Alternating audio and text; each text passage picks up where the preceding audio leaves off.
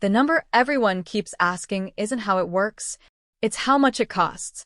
Because once a technology claims to disrupt energy itself, curiosity turns into calculation. Governments calculate, investors calculate, and ordinary people do the simplest math of all. Can I actually buy this? So today, we're breaking down what's publicly known, what's been officially stated, and what's still deliberately vague about Maxwell's MSED, and specifically, what that means for US buyers. At first glance, the pricing question seems straightforward. But it isn't. Because unlike consumer electronics, MSED is not being positioned as a retail product, it's being framed as infrastructure-level technology. And that changes everything. Early figures circulating online range wildly. Some claim a few $1,000s. Others suggest industrial-scale pricing that reaches six figures. The truth sits somewhere in between, but only when you understand what version of MSED is being discussed. Because there isn't just one. According to available documentation and partner statements, MSED is structured in tiers. Small-scale units designed for localized use, and larger systems intended for commercial, municipal, or industrial deployment. Pricing is not flat. It's application-based. Which brings us to the US. Here's where the story becomes more interesting. There is no Open Buy Now page. No checkout cart. No Amazon listing. Instead, access appears to be routed through direct engagement, meaning inquiries, evaluations, and structured agreements.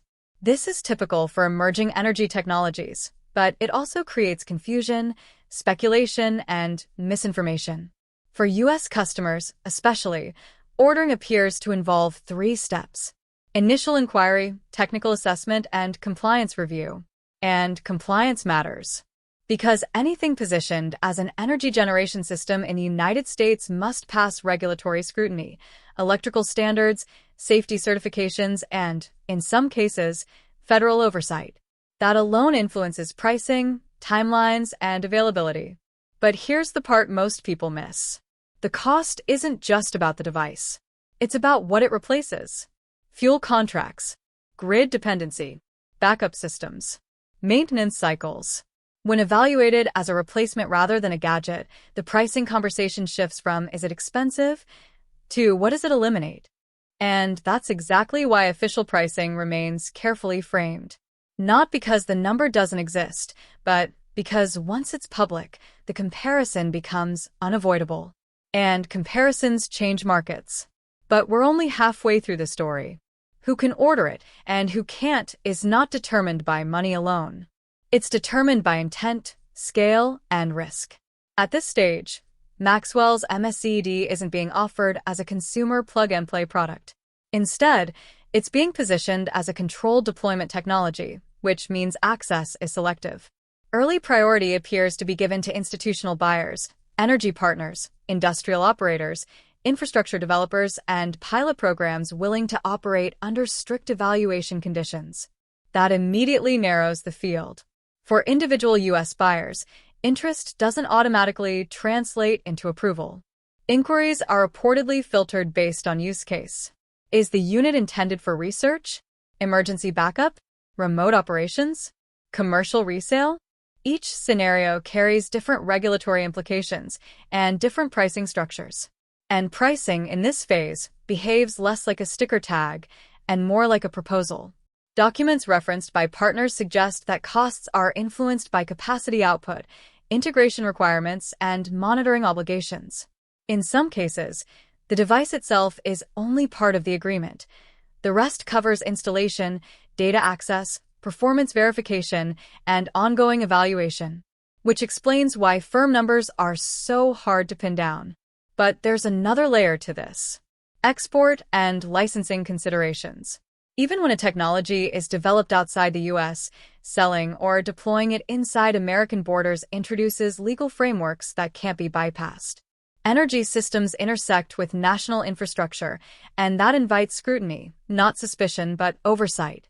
This is where timelines stretch.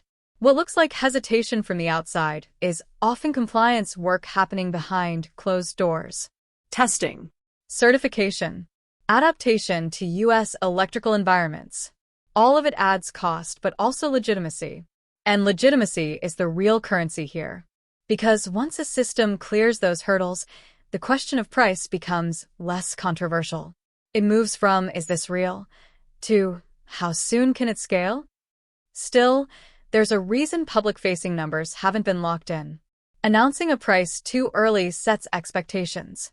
And expectations, in a technology this disruptive, can become liabilities. So instead, the strategy appears deliberate. Controlled rollout, measured disclosures, and selective partnerships. A slow burn, not a splash. But don't mistake quiet for inactivity. Behind the scenes, interest is building. Inquiries are increasing. Comparisons are being drawn between MSED and conventional generators, solar arrays, and grid extension projects. And once those comparisons enter formal feasibility studies, the conversation shifts again. Because then, the question won't be, how much does it cost? It will be, how long before it pays for itself? Because when payback time enters the conversation, the technology stops being theoretical and starts being strategic. In internal evaluations, energy systems aren't judged by their upfront cost alone.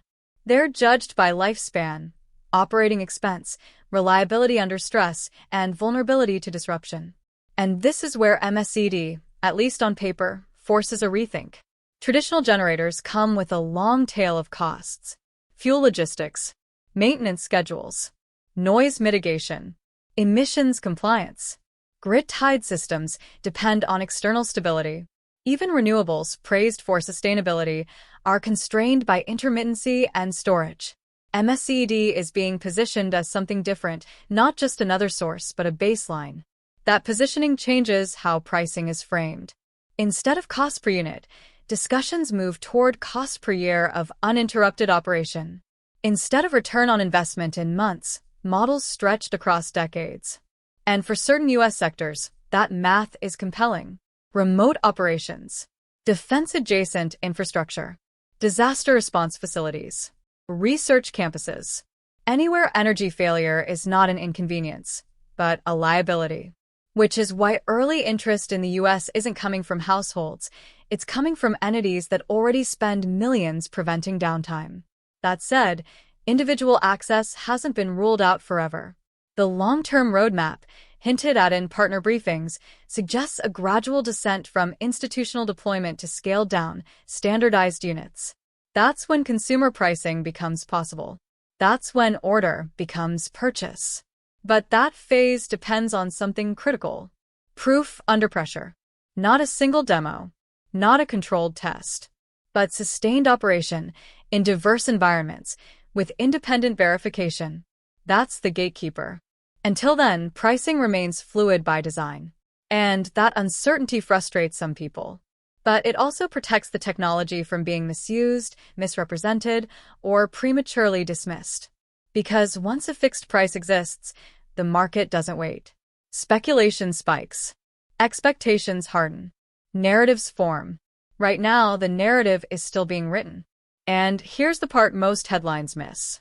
The cost question is not just about affordability, it's about access to transformation. Because if MSED works as described, the real expense isn't in acquiring it. It's in clinging to systems that no longer make sense. And that realization is spreading quietly, methodically, and faster than it appears. But we're not at the end yet. When that moment arrives, everything changes. Because the first publicly acknowledged U.S. deployment won't just be a technical milestone, it will be a signal. A signal to regulators, to competitors, and to markets that this is no longer a foreign experiment or a theoretical proposal. It becomes a domestic reference point. And reference points are powerful. The instant a verified system operates on U.S. soil, under U.S. standards, the conversation accelerates. Feasibility studies turn into procurement discussions. Pilot programs turn into frameworks. And pricing, once abstract, starts to crystallize. That's when comparables emerge. Suddenly, MSED isn't being weighed against speculation. It's being compared line by line against diesel generators, microgrids, and grid extension projects. Capital expenditure versus operating expenditure. Downtime risk versus continuity assurance. And those comparisons don't stay private for long. Industry analysts notice. Trade publications follow. Energy conferences shift their panels. And quietly, other players begin asking the same question early adopters already asked. What happens if this scales? Because scale is where cost transforms again. At small volumes, pricing reflects novelty, customization, and risk. At scale, it reflects efficiency, standardization, and leverage. And if MSED reaches that threshold, the economics begin to compress, sometimes dramatically. Which is why access is currently narrow, not to restrict demand, but to control trajectory. Every major energy transition in history followed this arc: steam, electricity, oil, nuclear, renewables. Each began expensive, controlled, and controversial. Each reached a tipping point where resistance collapsed under utility. MSED, if it crosses that line, won't need marketing. It won't need persuasion. It will simply be chosen. And that's when the original question, how much does it cost, becomes almost irrelevant. Because at that stage, the real question will be, how long can existing systems justify their price? But we're still in the in-between phase. The phase where documentation matters more than demonstrations. Where verification matters more than excitement. And where patience, not hype, determines credibility. So for now, the cost remains contextual. The ordering process remains structured. And access remains deliberate. Not because answers don't exist, but because once they're final, they can't be taken back.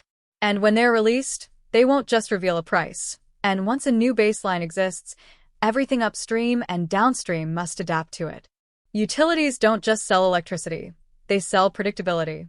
Fuel suppliers don't just move resources, they manage risk. Infrastructure planners don't just build, they commit decades into the future. A technology like MSED doesn't enter that ecosystem gently. It forces recalculation at every level, which is why the most intense reactions aren't public. They're private. Behind closed doors, feasibility teams are running parallel models. Legal departments are mapping exposure. Procurement officers are asking whether locking into long-term fuel contracts still makes sense if alternatives mature faster than expected. And that pressure quietly feeds back into pricing. Because once demand shifts from curiosity to contingency planning, cost stops being about affordability and starts being about option value. What is it worth to have a fallback? A hedge? A system that doesn't rely on supply chains that can break? For U.S. buyers, especially institutional ones, that value is measurable. It shows up in insurance premiums, in resilience credits, in disaster preparedness budgets, in continuity guarantees written into contracts most people never see. MSED, in that context, isn't being priced like a product. It's being priced like insurance against instability. And that reframing explains a lot. It explains the absence of public pricing. It explains the layered ordering process. It explains why conversations happen in proposals, not press releases. But here's the twist. Technologies that begin as insurance rarely stay there. Once reliability is proven and deployment widens, they stop being contingency tools and start becoming defaults. Backup becomes primary. Optional becomes expected. And when that shift happens, accessibility expands. That's when scaled-down versions appear. That's when pricing tiers flatten. That's when the question of who can order opens beyond institutions. But none of that happens overnight. Because the final gate isn't cost. It isn't demand. It isn't even regulation. It's trust. Trust earned through time, transparency, and performance under conditions that can't be staged. And until that trust is fully established, the story of Maxwell's MSED remains deliberately unfinished. Not because it's incomplete, but because it's still being written in real time, and that is where this chapter closes. Not with a price tag on a website, not with a checkout button, but with a technology standing at the edge of validation.